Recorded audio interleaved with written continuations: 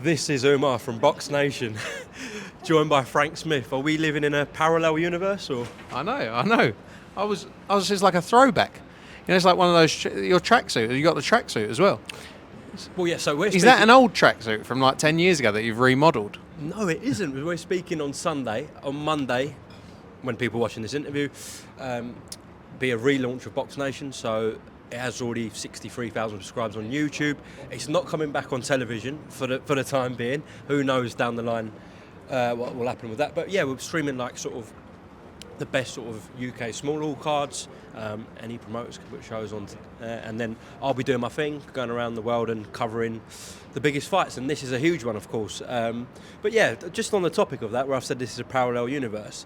But it's just how it is, and it's great to see. You got Sky Sports guys there, Matchroom, Queensberry, DAZN, like it's brilliant to see, Frank. And it now that everyone's come together, it's working absolutely fine.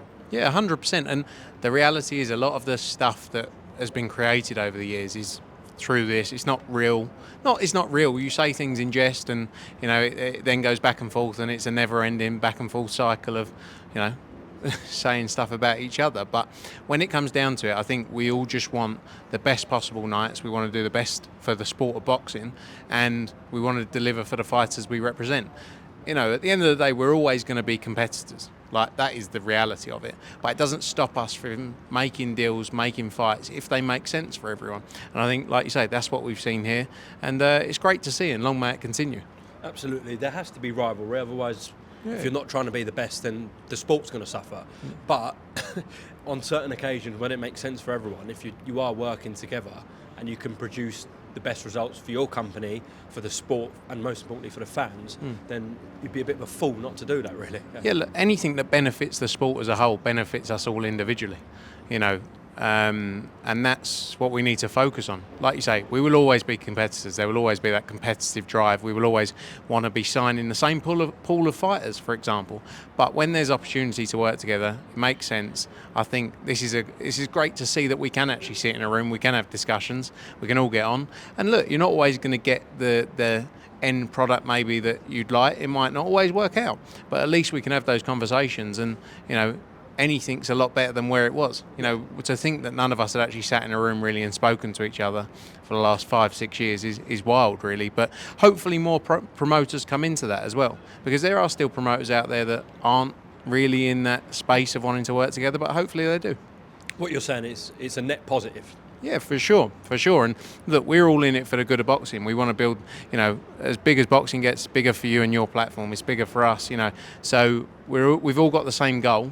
Sometimes we have our own agendas in terms of, look, we've got to work for our broadcasters, we've got to deliver the best possible schedule. But I think as we've shown here, and not just here, but in December as well, if we can work together and it makes sense, we will. And aside from the figureheads I'm talking about, Eddie, Frank, yourself, George, it's the teams, as you can just see behind us. You've got a Matchroom desk there, you've got the Queensberry guys there, and they actually all really get along. Yeah. You've got Dev and Jamie having a chat. Are they arranging a fight? Yeah, I think they're actually fighting in the 5v5. That's what we haven't told anyone. It's not none of our fighters, it's just internal staff.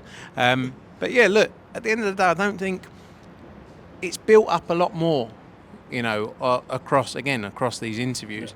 And it's not real, but at the same time, we can all sit in a room, have a chat, get on, and just do the right thing. So yeah, it's like you got Sky in there, as you say, you got DAZN in there. Everyone's here, and long may it continue. Absolutely.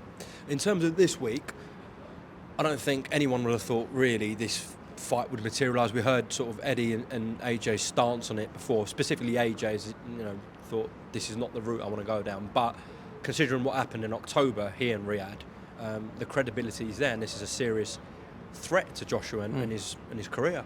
Yeah, look, I'm not going to sit here and lie. I don't think anyone in October, or many people in October, really gave Francis Ngannou the shot that, you know, to what he ended up delivering. I don't think anyone really expected that. But he showed that he can go in there against, you know, as many people believe right now, the number one heavyweight in the sport. He showed that he can go in there and he can be in those discussions. So I don't think, look, without that performance, we wouldn't be here today and we wouldn't have this. But, you know, it was AJ was all set for the Deontay Wilder fight, and it was hard because I love Joseph Parker, sorry. So you're watching that fight, you've obviously got a big fight set up for down the road, a fight that people have spoken about for many, many years. And it was, right, what do we do instead? And we want to deliver the biggest possible nights. I think the truth is, all of these top heavyweights, they can beat each other on their best night, and that's why we love it. People actually thought you and Eddie and the team were happy that Wilder lost. No, look, I was happy for Joseph Parker because he's a lovely bloke. I've known him a long time, and he's one of those people who really deserves it. But at the same time, we wanted to see the biggest fight. The Wilder fight's a fight that's been spoken about for, 8-9 years, whatever, something like that. And when you've worked a lot on something, and, we've been a couple of months of going back and forward, then at that point, when it doesn't happen, you're a bit demoralised. So it's not. Again, I'm happy for Joseph Parker, but we wanted to see that fight. It's a fight fans want to see. And who knows down the road what can happen. Boxing's great now because it doesn't matter about wins or losses. If you can build yourself back up, any fight's possible. And as you said, who knows what can happen with His Excellency and what he's doing out here in Riyadh season. Anything can happen. I mean, you could not write anything off, obviously depending what happens on Friday with Fury Usyk May 18th. Any of those guys could be fighting each other next. So, and as you know, things move really quick here. Yeah, 100%. And that's, look, things move quick when you think in December we're sitting there going, right, what are we going to do instead? And we got Joshua Ngannou in just 10 weeks time after. You don't see that.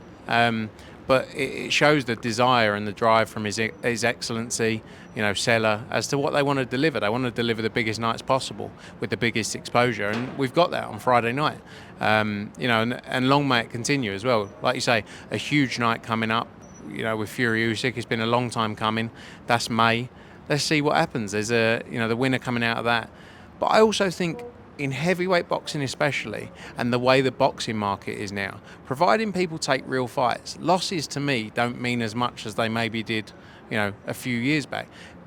The Joshua Fury fight is still as big if Fury didn't win against Usyk, for example. It's a huge, huge fight. It's about two characters getting in there. It's less about belts now, I think, than ever. It's less about, losses. Look at UFC. Why UFC is in the position it is, because people have real fights. People want to watch real fights. And that's what we're getting to see here. And, long may it continue. Along those lines, I'm sure we're going to get some really top fights in the Hearn v Warren card on June 1st. But even if you had, your lower level guys, maybe Frank had his... as in Frank Warren, had his lower level guys, that's become a huge fight because it's Matchroom v Queensberry. So what the point you're getting at really is about the narrative and what's behind it that will sell. Yeah, 100%. This sport's all about narrative as well, but it's about competitive fights at any level. It doesn't just always have to be undisputed world championships. It's about competitive fights, two fighters going in there, in a fight that means something to them as well, and something you can build from. And that's what we'll see on June 1st. There's some exciting fights being, potentially a lot of people speaking about what could be there. There's probably 10 or 15 matchups that are possible across the stables. So I'm excited for that. And, there's going to be some fun in fight week as well. I think we might have... Dev and Jamie might have a white collar one on the Friday night. We have a five-a-side tournament on the Thursday. I don't know. We're going to flip a coin. We felt it was the only fair way to do it is flip a coin. There's a bit of a. We're not sure about the weight disparity. We need to get Jamie on the scales. We need to cut him down a bit. But yeah, we'll do a five-a-side tournament in fight week. What else can we do? It's going to be a bit of fun. I've heard you're their favourite in Queensberry's office. Am I? Yeah, in terms of the Matchroom guys. You and Andy Ayling got a real bromance going on, I've heard. I mean, I don't know whether that's humour or they're just... No, serious. No, I'm being serious. I'm actually being serious. No, I get on... I like getting on with people. I'm quite easygoing. So, yeah, it's been good dealing with them. Look, we've dealt with George for a while now. And he, spent some time with Frank as well, which who would have thought? I'm sure we both said things in interviews back and forth, but it's been an interesting few months. And if you would have told me this last July, I would have said you're mental. And again, if you would have said we'd be doing an interview with BoxNation in March in Riyadh and working together with all the, you would have said you're mental. But it shows where the sport's going, and it's good. What's the one most surprising thing about Frank Warren then, when you were having dinner with him, etc.? No, good company. It's just good company. look, I didn't know him. Do you know what I mean? I didn't know him to. I think we all say things that, it's part of this, part of what we do. And but yeah, it's been interesting spending time with him. And also, it's a bit like, look, he's been in the sport for what, 50 years now, or 40 odd years. Yeah. He's got so many stories. And one thing I know about being in boxing, just a much shorter time, but the stories you have. So it's interesting to spend time. Yeah, it's been good. Just lastly, away from this, where are we with Conor Benn, Frank? News any day. Hopefully, we're Sunday now. I think early part of next week we should have some news. So, we want to get him back boxing in the UK. He's a huge star in the sport, and as soon as we can do that, the better. And it will deliver some massive nights back in the UK, and that's the focus. So hopefully news soon. Do we completely dismiss the Eubank fight now? I don't know. Look, it's going to be my personal lifetime goal. I'm not saying anyone else's. I've spent a lot of time on it myself over the last few years, and it's been ups and downs. Obviously, it's been there's been tough moments, especially with my sort of conflicting position. But I want to make that fight. But I'm not going on about it too much because people are bored of hearing it. So let's see how things play out. I think it's the most sensible fight for everyone. I think it's the fight. It's a huge fight in the UK. But let's see. There's a load of fights for Conor Benn, though. There's loads of options for Conor Benn. But my personal, no one else's. I'm not saying Matchroom's. I'm not saying Conor Benn, Chris Eubank, anyone's.